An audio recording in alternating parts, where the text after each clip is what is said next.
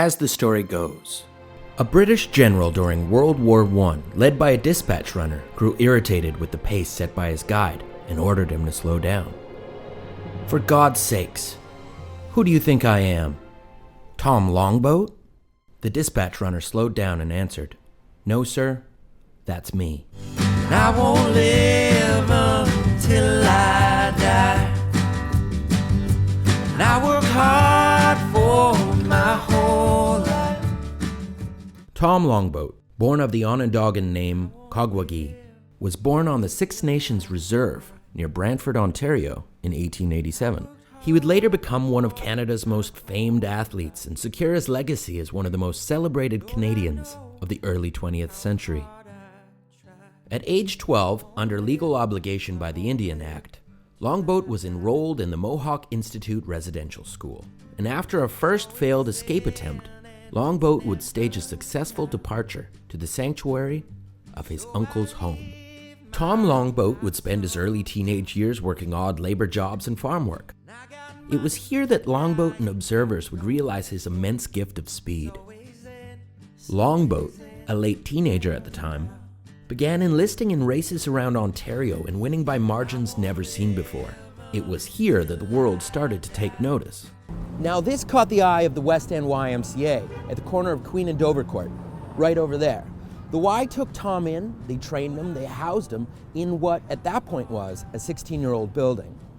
Here is where Tom Longboat would spend most of his time training in Toronto.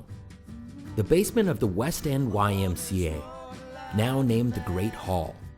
Thousands upon thousands of laps were made in this room. The room, now named Longboat Hall, was also the location of some of the very first basketball games ever played. In March 1907, Tom Longboat ran down Dovercourt here in preparation for the world's largest sporting event, the Boston Marathon. It was sponsored by the YMCA, and there was well over 1,000 people here cheering him on. By the time Longboat arrived in Boston in 1907, the world's media was already in a fit. What has to be understood here is the importance long-distance running held during the first decade of the 20th century.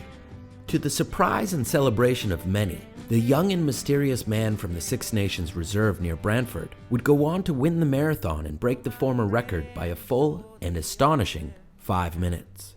Upon arrival back in Toronto, Longboat was welcomed by thousands of fans and taken for a torchlight parade to City Hall. The next stop? The 1908 Olympics in London. Longboat would be up against the fiercest competition the sport had ever seen. But Longboat failed. The runner would fall ill and spend the final 10 kilometers of the race getting sick in the back of a car. Back to Toronto and back to training. Now, Longboat's training methods at the time involved him working hard and then taking time off. He was labeled as being lazy, but by today's training standards, he was well above the curve. But however Longboat trained, it seemed to work. Soon enough, Tom would be winning races and breaking new records again. The world of distance running was big money, so promoters set up a series of head-to-head marathon races put on in New York City.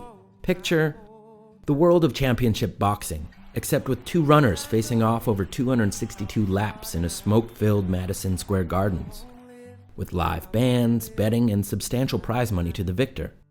Longboat would become the professional marathon champion of the world. In 1908, Tom Longboat would marry his first wife. He would enlist as a dispatch runner for the Allied forces in World War I and twice be listed as dying in battle. Upon arrival back in Canada, Tom would find his first wife remarried, for she believed that he had passed away. Longboat would remarry, have kids, and live out his days in Toronto and Ontario.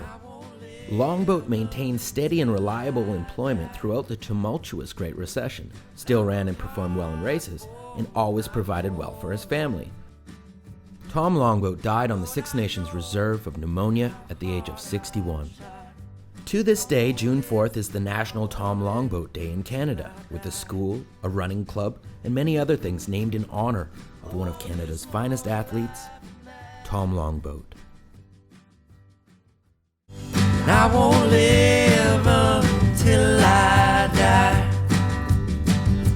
And I work hard for my whole life.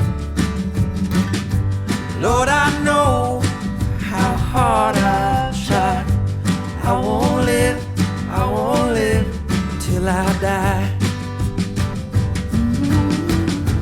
Oh, there's more